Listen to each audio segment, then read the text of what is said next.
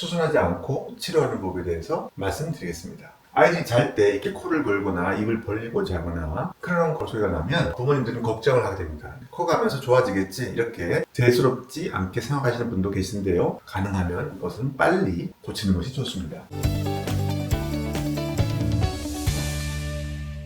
안녕하세요. 연세대학교 치과대학 외래교수를 맡고 있는 치의학 박사 서종진입니다. 오늘 아이 코골이에 대해서 설명을 드리려고 합니다. 보통 아이들이 코를 골게 되면 수술을 하죠. 보통 아데노이드 수술 또는 편도선 제거 수술을 하는데요. 수술하지 않고 치료하는 법에 대해서 말씀드리겠습니다. 아이들이 잘 때 이렇게 코를 골거나 입을 벌리고 자거나 그런 소리가 나면 부모님들은 걱정을 하게 됩니다. 코가 하면서 좋아지겠지 이렇게 대수롭지 않게 생각하시는 분도 계신데요. 가능하면 이것은 빨리 고치는 것이 좋습니다. 보통 코를 골면 수면 무호흡을 동반하는데요. 수면 무호흡이란 수면 중 숨이 멈추는 병을 얘기합니다. 이렇게 숨을 멈추게 되면 산소 공급이 되지 않아 뇌 발달이나 얼굴의 형태에 안 좋은 영향을 주고 또는 키가 안 큰다든지 성장에 문제를 일으키기도 합니다. 그래서 빨리 고치는 게 좋은데요. 이런 아이들은 자세히 보면 잘 때 숨을 멈추거나 헐떡거리거나 뒤척거리거나 또는 땀을 많이 흘리거나 숨쉬기가 힘들어서 이렇게 앉아서 자기도 합니다. 이런 아이들은 이 잠이 아주 스트레스다 라고 얘기하는 아이들도 아주 많이 있습니다. 낮에는요, 이런 아이들은 주로 밤에 잠을 잘 못 자고 피곤한 상태이기 때문에 아주 산만해져요. 그리고 집중력이 떨어지고 짜증을 많이 내는 이런 타입이 됩니다. 그래서 아이가 많이 산만하다면 혹시 수면에 문제가 있지 않은지 또는 코를 골거나 수면 무호흡이 있지 않은지 잘 관찰해 보시기 바랍니다. 자, 케이스를 보고 설명을 드릴게요. 7세 남자아이인데요. 코골이가 있고요. 발음이 안 좋아서 발음 교정학원에 다닌다고 합니다. 그리고 입으로 숨을 쉬어서 입술이 늘 터 있다고 하고요. 이도 간다고 하네요. 그래서 입안을 살펴보면 이런 아이들은 입으로 주로 숨을 쉬면 이렇게 충치가 잘 생깁니다. 그리고 그래서 엑스를 찍어봤더니 이 혀 뒤쪽에 여기가 이렇게 부어 있어요. 그리고 소대가 설소대라는 부분에 좀 문제가 있는 걸 발견했습니다. 그래서 이 설소대에 대해서 설명을 드리면 혀가 여기 보면 작은 인대 같은 것들이 구강저에 연결이 되어 있는데요. 이것이 정상적으로는 이렇게 길지 않아서 혀의 움직임이 원활히 됩니다.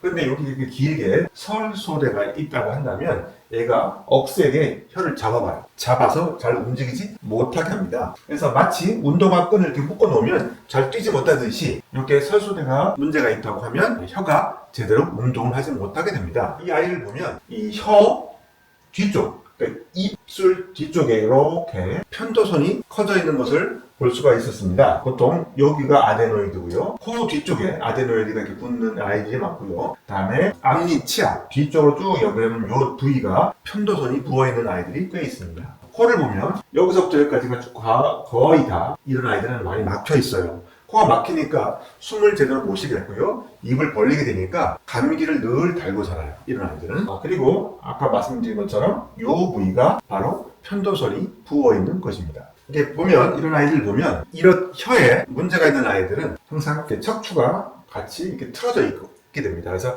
자세가 늘 이렇게 좀 삐딱하죠. 그래서 다양한 종류의 구강 내 장치를 이용합니다. 이런 장치를 하게 되면 혹시 불편하지 않을까? 아니 아이들이 힘들어하지 않을까? 라고 걱정하실 수가 있는데 아이들이 의외로 잘 적응을 합니다. 이 장치를 써서 입안에 끼고 자고요. 그 다음에 발음 훈련 또는 호흡 훈련을 하게 되는데요. 보면 7월에서 10월 약 3개월 정도 전에 이렇게 부어있던 부분이 지금 이렇게 부어있는 것이 없어졌죠. 편도선 부위가 많이 해소가 되는 것입니다. 편도라고 하는 것은 혀 쪽에도 있고요. 다음에 입천장 쪽에 연구개라고 하죠. 거기도 있고요. 코 뒤에 인두 쪽에도 이런 편도가 부어있게 되는데요. 이런 편도선이 부어있다는 것은 주로 입으로 많이 숨쉬는 아이들이 이렇게 염증 반응이 여기서 생기기 때문에 이물질, 나쁜 것들을 좀 몸에서 제거하려고 하는 그런 우리 몸의 생존 전략입니다. 그래서 이렇게 붓는 것이 염증 반응이 우리의 몸을 결국은 보호하려고 하는 행동인데 이것 때문에 숨을 잘 수가 없게 되는 것이죠. 그래서 이 장치를 통해서 아이가 잘 때 장치를 끼고 자고 또 호흡 훈련을 통해서 이 치료를 했더니 보면 턱 라인 두 개가 이렇게 하나가 되고 그 턱의 균형이 잡히고요. 그 다음에